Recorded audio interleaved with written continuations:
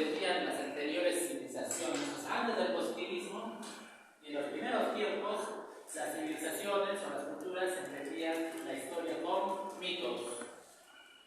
¿Ya? Es decir, el origen de las civilizaciones se explicaban con mitos. Eso es antes del positivismo. Antes del positivismo. Profe, eso solamente es con Grecia y Roma, ¿no? Con la teoría. A ver, veamos primero la idea de la Odisea. ¿Qué trata la idea de la Odisea? Es importante por cultura general, ¿no? La Ilíada, ¿cuál es el tema de la Ilíada? Yo sé que se van a equivocar todos, no comprenden. A ver, antiguamente se utilizaba los mitos para explicar. No, pero ¿de qué trata la Ilíada? ¿La Ilíada? Sí. La Ilíada es. No sé si entendí. La Ilíada es. Creo que se peleaba. La Ilíada es de Hércules. No, De Aquiles. es la guerra de Aquiles contra De Aquiles Troya, contra la guerra de Troya. Troya contra. Ya, no, está bien. Sí, por ahí va. Y Le voy a explicar verdaderamente de qué trata. Sí, la Ilíada está contextualizada en la guerra de Troya. La guerra de Troya existió, la ciudad de Troya arqueológicamente sí existe, ¿no? ¿Qué tendría que ser los troyanos? Hay dos posibilidades, que fueran hititas o si son jonias, es decir, proto-griegas. ¿En qué tiempo está orientada la Ilíada de la Odisea? Siglo VIII a.C. O sea, mucho antes de la Grecia clásica. Estamos hablando de antes, 500 años antes de Alejandro Magno. Profesor, ellos creo que eran conocidos como los pueblos del mar, ¿no? Claro, no todos consideran a los pueblos del mar, a los troyanos, algunos no consideran. No, pero se estuvieron dentro de esa misma época contemporánea. Sí. Después voy a un poco hablar de pueblos del mar para que entiendan. Pero la Ilíada está orientada en la guerra de Troya. La guerra de Troya, ¿por qué ocurrió? Mitos, vamos a los mitos. Tres diosas, Atenas, Afrodita y Hera, se querían disputar el trono de cuál era la diosa más hermosa. Cada una decía, no, usted es como una mujer, ¿no? Tienes que decirle, sí, eres bonita, pues no se enoja. Entonces, para tratar de decidir objetivamente, hay que acordarnos, no hay que dejar un humano que les escoja. La manzana. Claro, ¿a quién la escogieron? A Paris. Entonces, cada uno de las tres, para que Paris escoja a su favor, le prometió algo. Ya una le prometió sapiencia, otra le prometió fuerza, y otra la mujer más hermosa del mundo.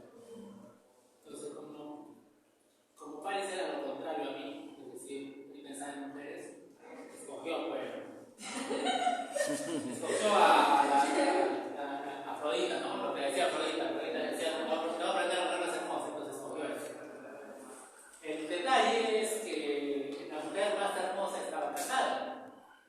¿Con quién? No, Menelao. Entonces. ¿Era Menelao o era su hermano? No, su hermano era Agamenón. Agamenón era el que quería. Agamenón es el que buscó como justificación un rato de Atenas para invadir Troya. A él le interesaba su hermano, entonces, rapta Paris a Helena, se gustaron a primera vista, se la lleva a Troya y esa fue la excusa para que Agamenón armara toda una flota con todos los héroes griegos e invadiera Troya. Digo héroes griegos porque ahí participaron varios de los héroes griegos. No solamente Aquiles, ahí con nosotros los héroes más. Odiseo, Ajax. El club Ajax de Amsterdam, un club de fútbol, recibe el nombre justamente de ese guerrero. Hay dos Ajax. El Ajax que muere en la pelea contra Héctor es el Ajax grande. Tiene un nombre. Porque hay dos Ajax. Un Ajax que es corpulento, que es el que muere. ¿El que tenía su martillo? Sí. Ya, y el otro Ajax. Tiene un nombre. Tiene un nombre especial, no me acuerdo ahora. Pero son dos Ajax, la pelea de Héctor. Entonces muere, ¿no? Pero entonces la Ilíada trata de eso, trata de la guerra de Troya, no trata de la guerra de Troya. El trasfondo de la Ilíada es la furia de Aquiles, la ira de Aquiles. Ese es el trasfondo. ¿A qué se refiere el profe con la ira de Aquiles? A ver, les explico. Aquiles había sido ofendido por Agamenón. ¿Cómo había sido ofendido?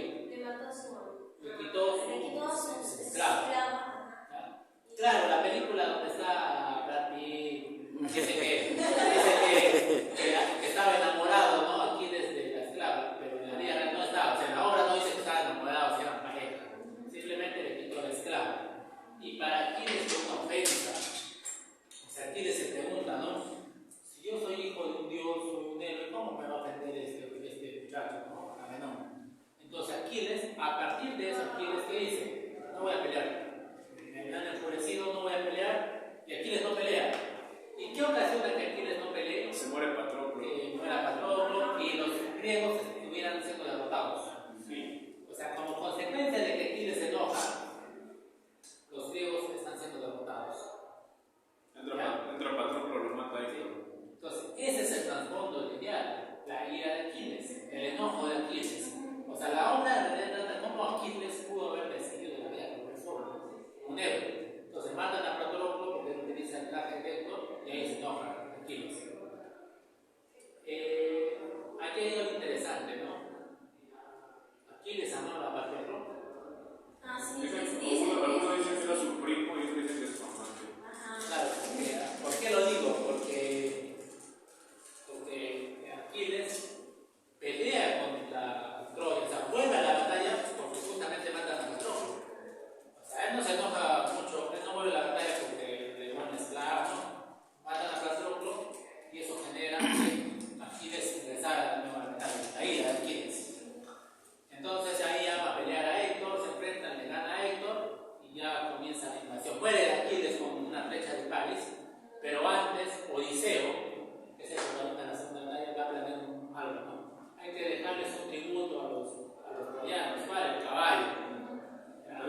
El caballo entra, claro, con eso más genialidad, entra, invaden los guerreros griegos, con Aquiles a la cabeza, ahí es sorprendido Aquiles por Paris, que le dispara la flecha en el talón. Ya saben la historia del talón, muere Aquiles, y aquí incluso les decía, ¿no? Los troyanos, ¿qué son? Yo les decía que probablemente eran jonios, probablemente eran hititas, pero aquí hay otro trasfondo. ¿Qué dice el final de la Ilíada? Cuando muere Aquiles, cuando muere Héctor. Dicen que ¿Qué pasa? los supervivientes dicen que se escapan y fundan Roma. Claro, ahí también se explica lo que es Roma. La Eneida. Paris agarra la espada de Troya y se la deja a Eneas. Eneas. Sí, Ahí viene el nombre de Eneida. Eneas es como una especie de poblador que recibe la espada. El tercero, profe, ¿el tercero un héroe o era así solamente una persona común y corriente del mundo? Pero le deja la espada y con eso funda Roma. ¿Ya? O sea, también Es esto como que le da un poder, ¿no? Con esa espada. la espada era una espada importante, ¿no? Para fundar, pero lo interesante aquí es cómo esta obra también explica el origen mítico de Roma. Por eso digo, ¿no? Cómo se habla en esa época de la historia con mitos. O sea, se junta la fantasía con la realidad para hablar del origen de las cosas. Es muy distinto a la historia, ojo. Aquí no quiero que malinterpreten, no estoy diciendo que ellos mentían, su costumbre antes, no. La forma como se entendía la historia antes era con mitos. Es decir, juntando la realidad con la fantasía. Esa era la forma que la gente creía que era el origen de las cosas. Luego la Odisea, ya saben, es todo el recorrido que hace Odiseo para llegar a su hogar, ¿no? Pero ojo, yo les he dicho, los mitos solamente es para Grecia, Roma, no. ¿Cuál es el origen de los incas? Los hermanos Eso es, Sayas, los hermanos Sayas. el lago Titicaca. Lago Titicaca. ¿Eso es realidad o es mito? Es mito. Un mito. Entonces, ¿a qué quiero ir? Que era normal antes del positivismo explicar la historia con mitos. Profe, pero se tiene un contexto histórico, ¿no? De todo eso. Por ejemplo, según lo que dijeron de los hermanos Sayas que salieron del cerro, dicen que por adentro había, como eran cavernas, y que entraron por un lado y salieron por el otro. O en el caso de, por ejemplo, Mococapa y Moquini salieron del lago, pero dicen que cruzaron en barcas desde zonas en las cuales había guerra, hambruna, cruzaron el lago y llegaron a otros territorios. Claro. Pero ellos lo pintan de esa manera para darle un origen mítico. Hay un origen mítico. Pero en el origen mítico también hay algo de verdad. ¿Qué llevó a esta leyenda del lago Titicaca a decir que el origen de los incas estaba en el altiplano, por ejemplo? Y si el lago Titicaca, ¿dónde queda la vida del mundo? Y incluso se llegó a decir que el origen de los incas era Tehuacán. Por ese mito. Pero el detalle es siguiente: todas las culturas antiguas explican su origen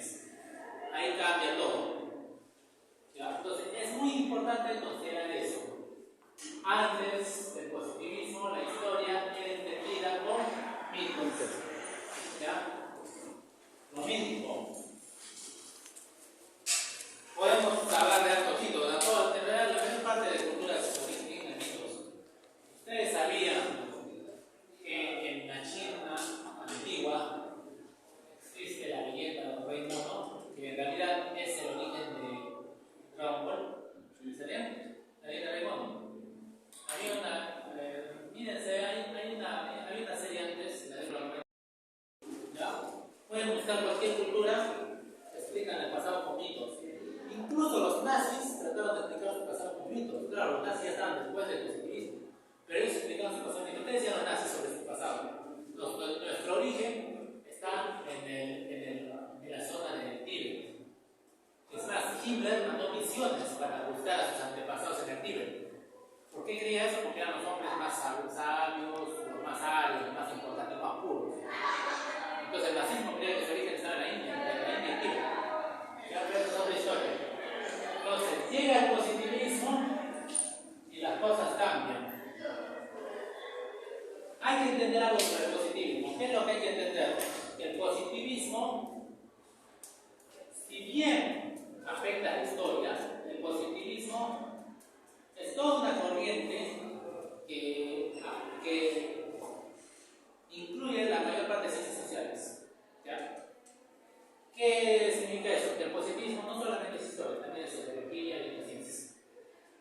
No obstante, donde va a ser más visible la influencia del positivismo va a ser en la historia.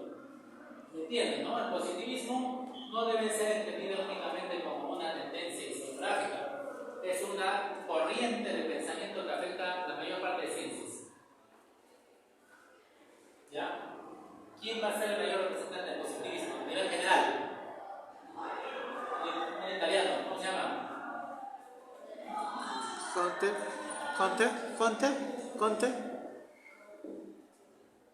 Auguste Comte. Sociólogo. Es el mayor representante. Sociólogo, ¿no? Claro. Francés. Pero en historia, ¿cuál es el mayor representante? Heródoto. No.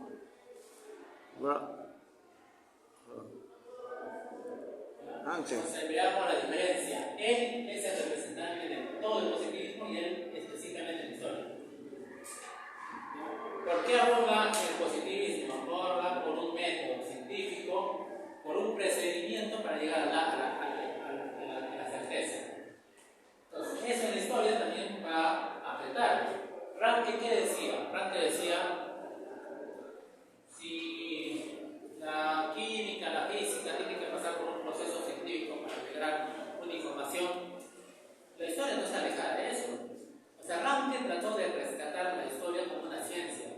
O sea, antes, incluso para algunos positivistas, la historia no era una ciencia porque estaba sujeta al subjetivismo.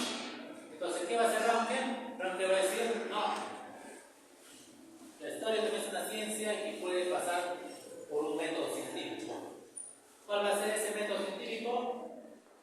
Va a incluir, entre otras cosas, que la única forma de sostener la información histórica es con fuente documental. ¿Ya? Si ustedes se acuerdan de la lectura de Sonia Corcuera, daba otros aspectos importantes. ¿Qué decía Sonia Corcuera sobre el positivismo, entre otras cosas? Decía, por ejemplo, que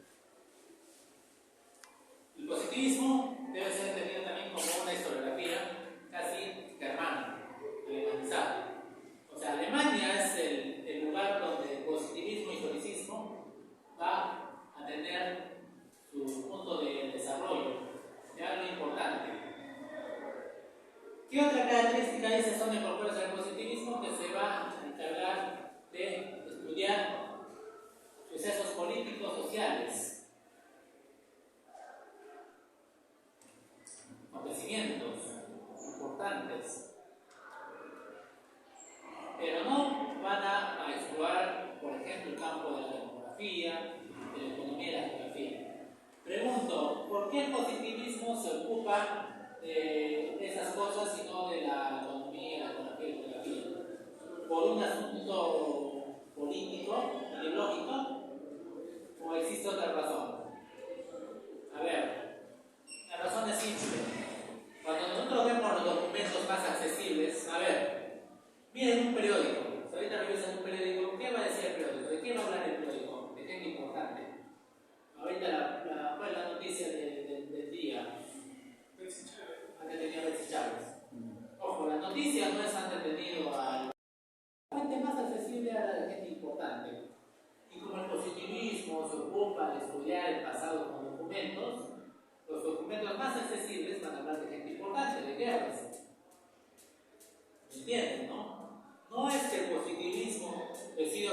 ocuparse de reyes, de guerras, por un asunto ideológico, porque le da la gana, porque no quiere acordarse de la gente del pueblo, no. Como se tiene que ocupar el positivismo de sostener sus informaciones con fuente verídica, la fuente verídica solamente habla de gente importante. Pero, profe, entonces la microhistoria, en esa época no se entendía todavía la concepción de microhistoria, yo les he dicho.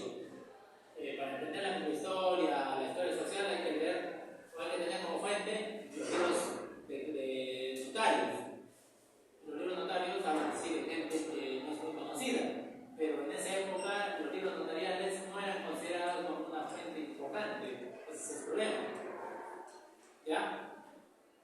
Sigamos. Hay algo importante que dice Humboldt, pero no me refiero a Humboldt, sino al hermano de él. ¿Qué dice Humboldt? Que la historia, si bien en el positivismo puede ser una combinación de acontecimientos, ¿qué va a pasar cuando hay vacíos? Eso depende del examen. Cuando hay vacíos, el historiador debe rellenar la vacío con algo de intuición. A ver, ejemplo. Vamos a dar un poco de ejemplo de intuición. ¿Ya? A ver. Si el dato me dice, yo estoy estudiando un terremoto.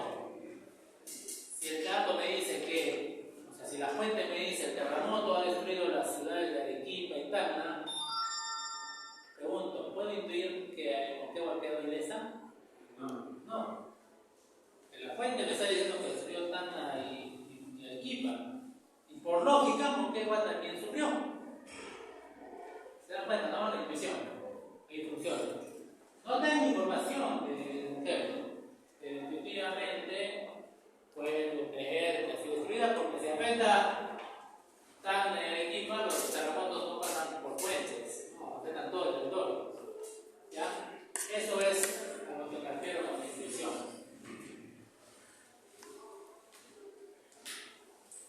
¿Qué es lo que diferencia el positivismo del historicismo? ¿Recuerdan? ¿Alguien se acuerda? Los historicistas trataron de hacer, o sea, el positivismo, ya les he dicho, el positivismo es general, todas las ciencias sociales. Ranke es el mayor exponente del positivismo para la historia, pero como la tendencia positivista era muy genérica, o sea, a partir de lo que decía Comte, los historicistas como Droysen trataron de crear una propia metodología para la historia, muy parecida al positivismo, pero con ciertos cambios, como por ejemplo que los historicistas, al igual que los marxistas o los comunistas, socialistas, que buscan leyes. Entonces, una de las diferencias entre el positivismo y el historicismo es la búsqueda de leyes, las leyes para la historia. El marxismo busca leyes, como por ejemplo la ley de las contradicciones sociales. ¿Ya? En el caso de los positivistas, también busca leyes. Es una característica que vamos a encontrar. Y algo también importante para el positivismo, ¿no? Para el historicismo. El positivismo, con Ranke, ¿qué va a hacer? Va a buscar normas.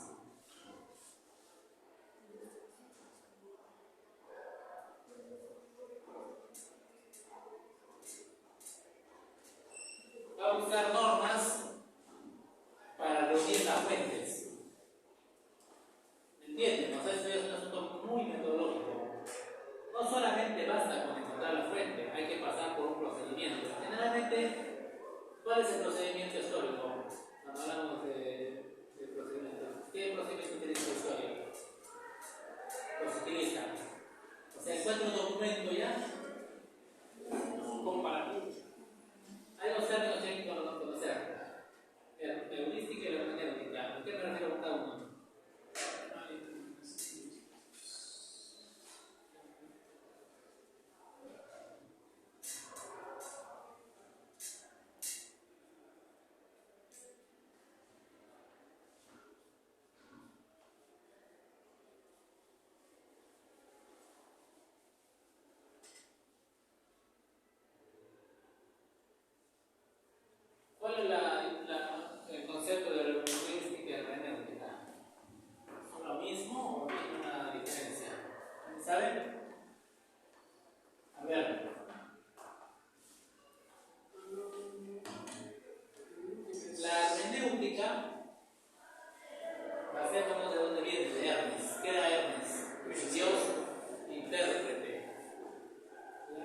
Terme en ese sentido es intérprete, no el mensajero como unos tres, es el intérprete.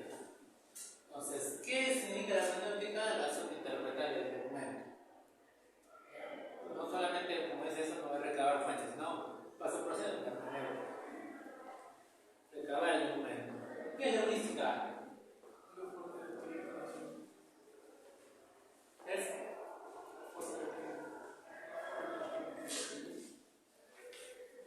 una forma de adquirir conocimiento. sí, pero en el caso de la historia, ¿cómo sería? Epistemología.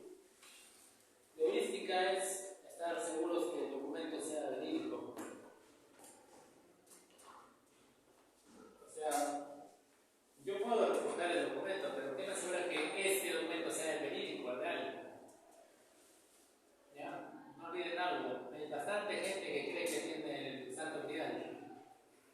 Hay bastante gente que cree que tiene el manto de Turing, o mejor dicho, el manto de Cristo.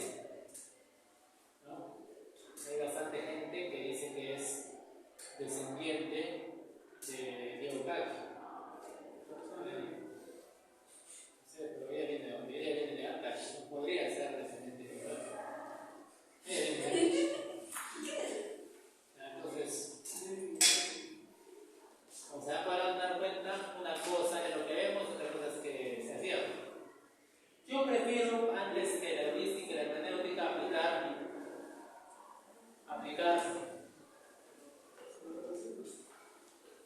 aplicar antes de eso. Les había hablado yo de dos críticas. ¿Cuáles eran? ¿Se acuerdan? ¿Con los documentos? Era autenticidad. La autenticidad y la fiabilidad.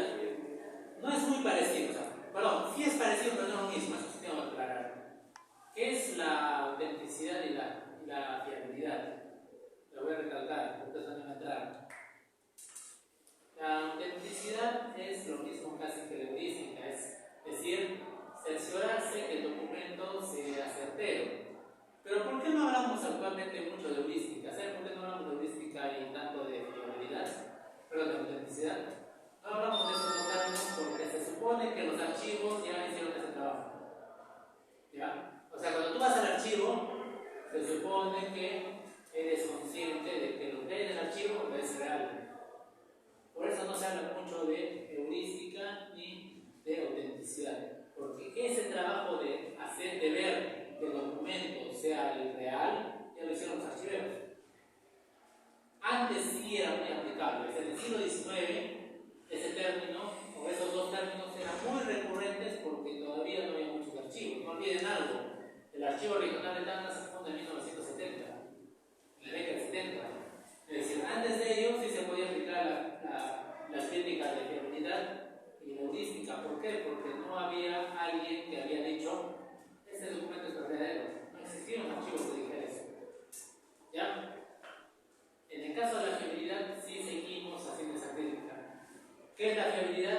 Si bien el documento puede ser verdadero, pregunto, ¿el documento tendrá información verdadera? ¿Que no es lo mismo? Entonces, el documento puede ser verdadero, puede ser antiguo, pero la información que tiene ahí será verdadera, es otra cosa. ¿Hay ejemplos de eso? O sea, documentos verídicos con información falsa. ¿Hay algunos o no? Las crónicas.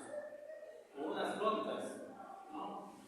¿Qué dice Garcilaso de la Vega? Que el Inca que derrotó a los chancas, ¿quién fue? Viracocha. ¿Y qué dicen el resto de los cronistas? Incluido Kostorovsky. No, fue Pachacuti. Eso dice Kostorovsky, no yo. Entonces, en ese sentido, podemos decir que existen documentos que, si bien son auténticos, no necesariamente tienen información fiable. Esa es la técnica de fiabilidad. Digamos,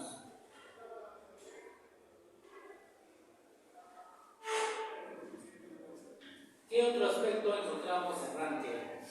¿Ya? Ranke dice algo importante que tenemos que tener en cuenta. Ranke dice, las fuentes no se contradicen. ¿Ya?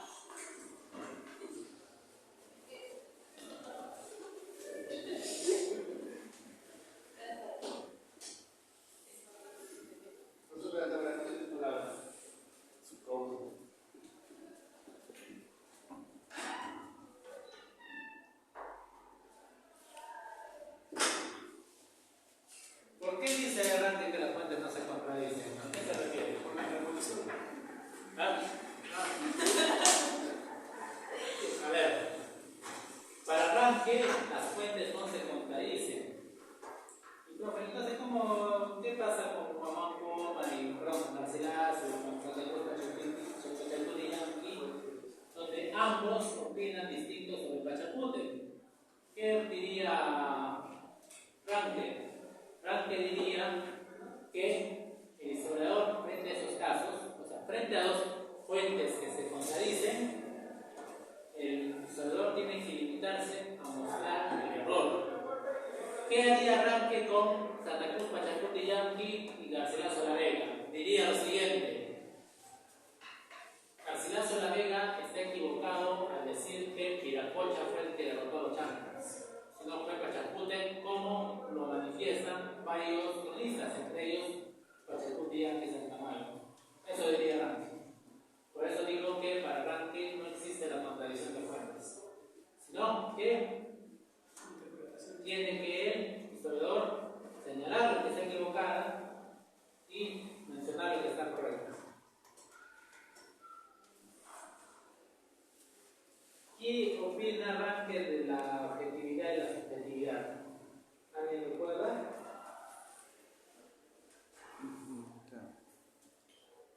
Frente nos preguntamos, ¿el historiador debe ser objetivo o es subjetivo? A ver el punto de vista. Objetivo.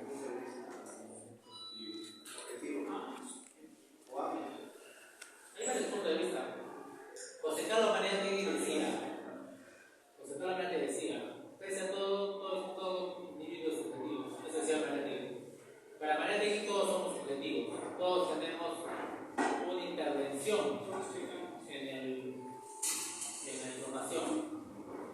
Pero ¿qué diría Ranke? Ranke dice, no, tenemos que lograr la objetividad, ese es el propósito de la ciencia. ¿Es posible lograr la objetividad? Difícil. Incluso hay una obra que ya les hablé, que es de la época del postmodernismo, llamada Metahistoria, de Heinemann. ¿Voy a poner el nuevo acá? ¿Qué dice Metahistoria? Metahistoria dice lo siguiente. Metahistoria es una obra basada en el giro lingüístico.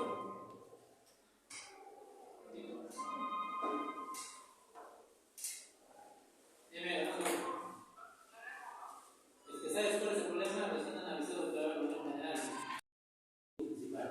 ¿Ya? Pero claro, es muy difícil lograrlo. Y una muestra es esto, Metahistoria. Metahistoria es una obra basada en el giro lingüístico. ¿Por qué es una obra basada en el giro lingüístico? Porque es una obra que trata de explicar cómo el lenguaje puede afectar justamente la objetividad del narrador. ¿Qué hace Hemingway en esta historia, en esta Metahistoria?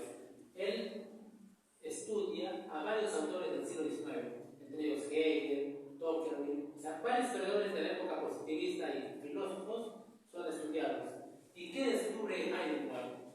Que la mayoría de estos estudiosos, es decir, Hegel, todos estos intelectuales del siglo XIX, su información, su conocimiento está alterado por su ideología.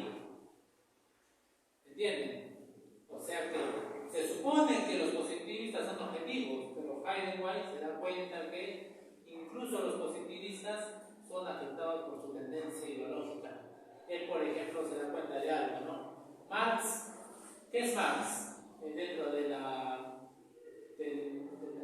del espectro político, ¿es izquierda o derecha? En izquierda, dentro del espectro político. Entonces, ¿qué observa Hemingway? Observa que las opiniones de Marx están sujetas justamente a su sensibilidad ideológica. ¿Qué opina, por ejemplo, Marx sobre la historia? Que es estructural, como opina la izquierda. ¿Qué opina Marx sobre los ricos y pobres? Tiene su opinión, ustedes ya conocen. Entonces dice, ¿no? ¿De qué estamos hablando con la objetividad si buena parte de los grandes autores del siglo XIX no son objetivos, sino subjetivos? Vayamos a otro autor, Hegel. ¿Qué vendría a ser? Hegel, ¿cómo se revela que inspira Marx? Claro, inspira Marx con la dialéctica. Ambos y esclavo. Eso es lo que influye. Entonces, por ahí, ¿hay filósofos de derecha? ¿Hay conocer? ¿Hay algún intelectual de derecha conocido a nivel mundial alguien que puede decir? Filósofo, pensador. Los griegos, Platón, Aristóteles. No sé si Max Weber, porque Max Weber, ¿qué opina? Max Weber opina, por ejemplo, habla de los protestantes. Platón y Aristóteles. No, es que en esa época no existía mucho la doctrina de izquierda-derecha. La derecha y la izquierda no tienen que nacer con las zonas esas. Todavía no existía la tendencia a pensar en izquierda-derecha. Pero no conocen nombres de intelectuales de derecha. Smith. Ahí está la prueba justamente de que por qué decimos, ¿no?, que la derecha está orientada por la izquierda. ¿No conocen? Smith, el economista. Pero de ciencias sociales. Claro que hay de derecha, yo Jordan Peterson, te voy a decir todos los economistas, pero de ciencias sociales puras, intelectuales. No sé si Max Weber, porque Max Weber habla de la sociedad protestante. ¿Qué opinan los protestantes? Dice que los protestantes no tienen ningún problema con la plata, es lo que dicen, como judíos. Entonces, yo sí conozco. A ver, para su libro, para que nunca se olviden de intelectuales de derecha. Ortega y Gasset, uno. Karl Popper. Claro. Cada propio que dice que los cisnes son blancos, no hay cisnes La sociedad y sus enemigos. Sí, pero es un intelectual que, o sea, no hay que despreciar, o sea, vale la pena. Raymond Aron. Bueno, Raymond Aron es un gran crítico de la izquierda. ¿Qué crítica es de la izquierda? Hay un libro que El opio de los intelectuales. ¿Qué dice sobre el opio de los intelectuales Raymond Aron? Dice, la izquierda critica la religión, ¿ya? Por ser mesiánica, pero comete el mismo error que la religión o los religiosos. ¿Por qué? No adoran a Dios, pero adoran a Marx. Casi de la misma forma, mesiánicamente. Eso dice Aron. O sea, en la práctica es lo mismo. Y la prueba de una prueba, claro, vamos a la izquierda radical de Sendero Luminoso. Cuando ven videos de Animal, ahí está la foto de Marx, de Animal con velitas. Lo mismo. Una formación casi religiosa. Esa es la crítica que hace Raymond Aron, ¿no? Sobre opio de los intelectuales. Bueno, entonces sí hay intelectuales de derecha en la historia, en Perú. ¿No sé? Sí, la que escribió Karen no, yo le digo. Mankiewicz. Karen Mankiewicz, ¿no? Según Karl Popper, es la falsificación lo que demarca lo científico verdadero. Según Karl Popper, es la falsificación lo que demarca lo científico. Según Karl Popper. La falsación. No he leído esa parte. Es el que le sabe bien más sobre todo Iván. después de perder un brazo. Sí. No he leído, debe ser otro libro abajo de la. Podría afirmarse que para Popper entre significado y cosa hay una igualdad. Falso. Aunque era verdadero, también era falso. Pero pues no, Es ya lingüístico. los autores de derecha no están influenciados en su mayoría por la Segunda Guerra Mundial. No creo. Los historiadores de derecha están influenciados porque llegó un momento en que la izquierda se volvió un poco, no es intolerante, pero se volvió un poco soberbia. ¿Ya? O sea, los intelectuales de derecha nacen porque ven errores en la izquierda, ¿no? Ven que su ideal de sociedad próspera exageran mucho y por eso mucho que se enojan, ¿no? Ejemplo, ¿no? Un ejemplo puede ser, por ejemplo, la gente que está en contra del lenguaje inclusivo. Pues el lenguaje inclusivo nace desde la izquierda, pero llega en algunos casos a cansar incluso a algunos izquierdistas. Desde la izquierda cambiamos hoy. La izquierda por progreso.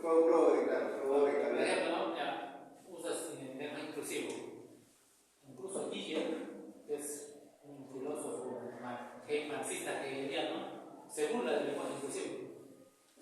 ¿Ya? Le cansa. Así es como nace el intelectual de derecha, porque en algún momento te alcanzar. Otro ejemplo, feminismo. Por el feminismo, incluso, ¿cuál fue la mayor crítica del feminismo? Fue una mujer. Un hombre, perdóname, Judith Butler. Judith Butler. Sí, es la mayor crítica del feminismo. A ver, Simone de Beauvoir y otras intelectuales hablaron de feminismo, pero ¿qué decía Judith Butler? Judith Butler decía lo siguiente en su libro que se llama, es un libro polémico. ¿Por qué es un libro polémico? Porque en la portada hay un perro con cara de mujer, o sea, un perrito con cara de mujer. Busca el libro de Judith Butler. Pon Judith Butler. Judith Butler. ¿Ya? ¿Cómo se llama su libro? Busca el libro que hay de perro. Es que se olvida convertir de la misma, pero José va a tener que saber. No, es Butler. Sí, ¿Cómo se llama el libro? Pon primero el libro. No quiero publicar la escena de perrito. ¿Es la única liga? Sí, pero eso lo habrán tomado. Depende de la edición. Pero ¿de qué trata el Habrán tomado? El Habrán tomado trata lo siguiente. Está Vilar dice, ¿no? A la mujer le conviene ser mujer. Eso dice. ¿Pero qué se refiere, profe? Ella dice, ¿no? Que la mujer ha sacado ventajas de su condición de mujer. Como por ejemplo, que le paguen la cena, que le quiten todo. Eso dice ella. Que recibe la manutención. O sea, ella lo dice eso, ¿no? No lo estoy diciendo. Y lo interesante fue lo siguiente, que ella vino a Perú. Ella vino a Perú a discutir. Martorell de Negri la nombra. ¿Qué dice Martorell de Negri? Le hace una crítica. Eso fue en una entrevista que hizo Martorell de Negri con, ¿cómo se llama esta historiadora peruana feminista? Hay una historiadora peruana feminista, bueno, historiadora peruana feminista.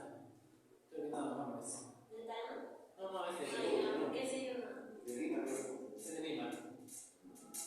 Hay una que trabaja género. contemporánea.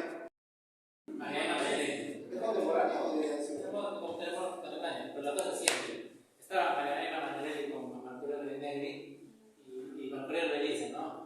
Le dice, ¿por qué cuando vino Esther Vidal ninguna feminista le hizo frente en Perú? Eso le preguntó. ¿No? Como que Emma respondió algo como que en esa época el feminismo no estaba muy desarrollado. Porque, o sea, Esther Vidal era como una especie de lápiz, ¿no?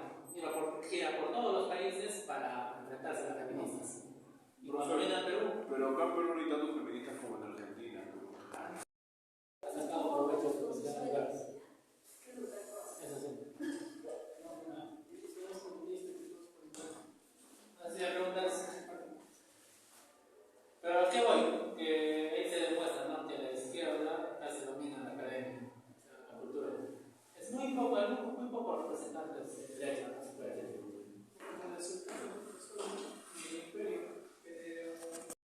¿Por qué les hablo de esta obra? Porque tenía una comunidad feminista que le regalaron ese libro. Le regalaron. Yo pensaba que era un libro feminista, pero en realidad era lo contrario.